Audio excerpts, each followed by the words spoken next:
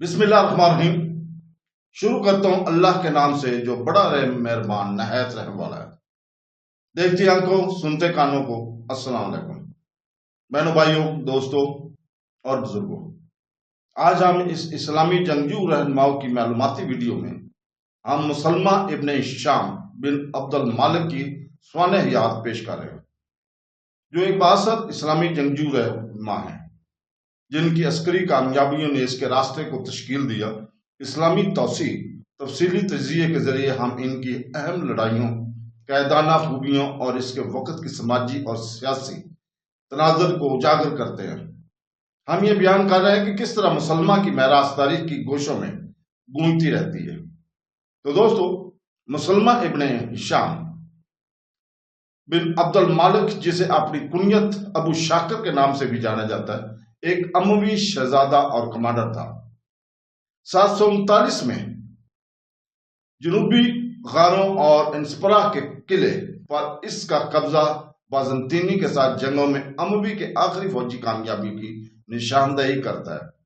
اپنے والد خلیفہ ہشام بن عبد المالک کی طرف سے ابو الولید بن یزید کی جگہ مسلمہ کو اپنا منتخب جانشین مقرر کرنے کی ناکام کوششوں کے باوجود مسلمہ الولید کا قریبی ساتھی بن گیا اور اپنے والد کی چالوں سے اس کا دفاع کیا۔ نتیجے کے طور پر وہ اپنے بھائیوں کی قسمت سے بچ گیا، جو 743 میں الولید کے الحاق پر قید ہوئے تھے۔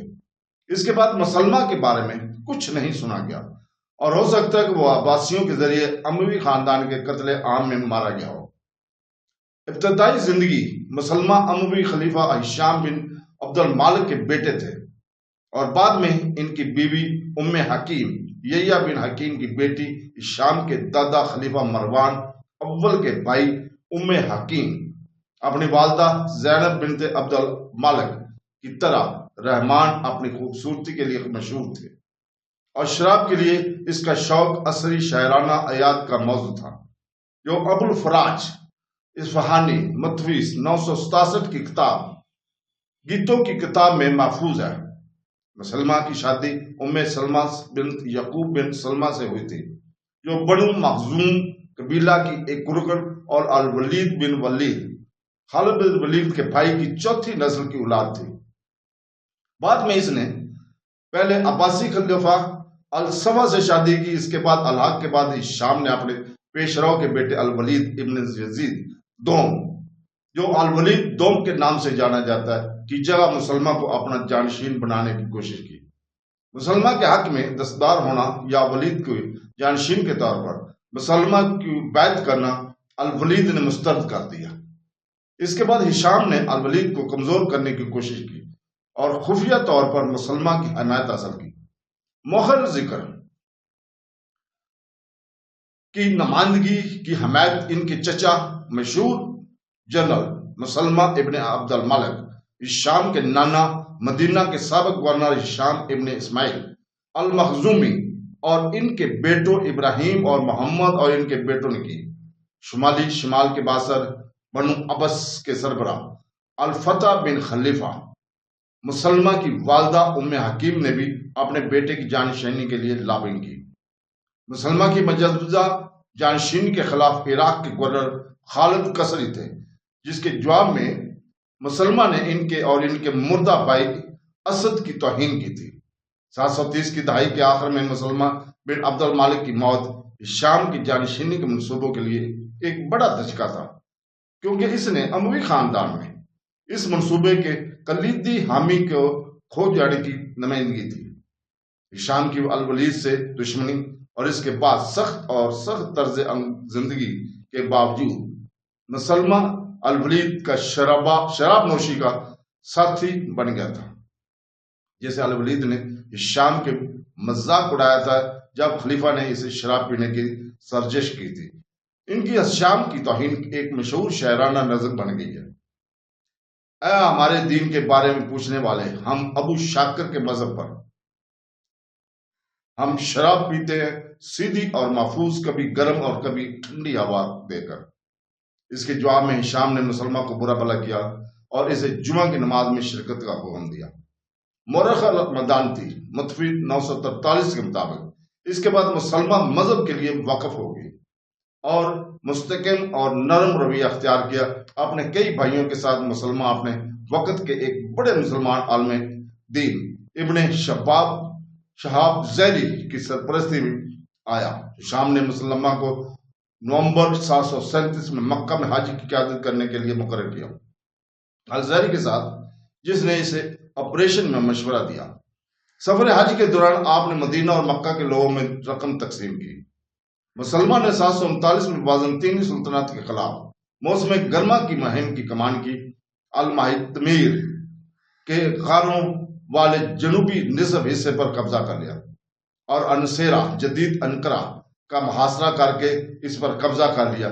مسلمہ کی فتوحات نے بازنطینی قلعے یا قصبے پر امویوں کے آخری قبضے کی نشاندہی کی ہے. اگلے موسم گرما میں امویوں نے شام کے دور حکومت میں بازنطینیوں کے خلاف سب سے بڑی مہم شروع کی.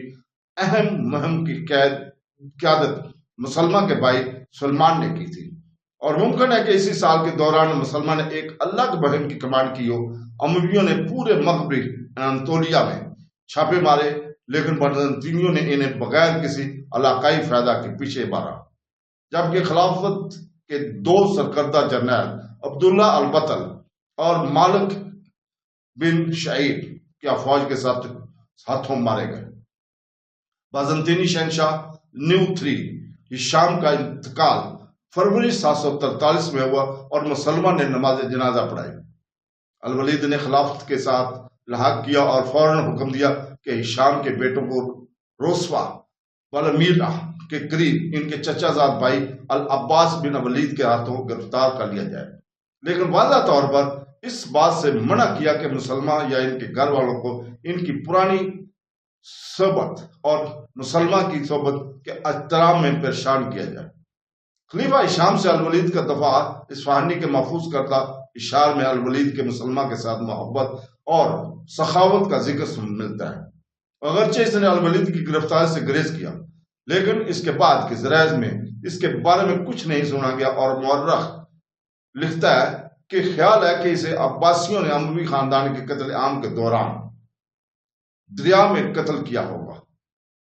750 میں عباسی انقلاب میں اموی خاندان کے خاتمے کے بعد مسلمہ اس وقت تک وہاں تھا جب تک کہ اسے خلیفہ شام کی سرپرستی میں آنے والے خاندان کے بزرگ خالد بن برمک کے والد خالد بن برمک نے صحت یاب نہیں کیا تھا.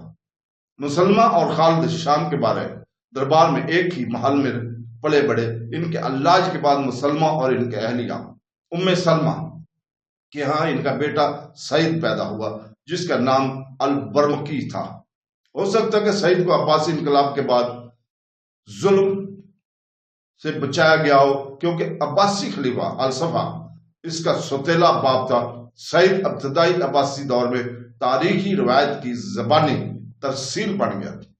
تو دوستو، بہنوں، بھائیوں اور بزرگوں، کل ہم اسی وقت انشاءاللہ تعالی اسلامی جنگجو رہنما سلیمان بن ہشام بن عبد الملک کی سوانح یاد کو آپ کے سامنے پیش کریں گے. کل تک کے لیے اجازت. اللہ حافظ.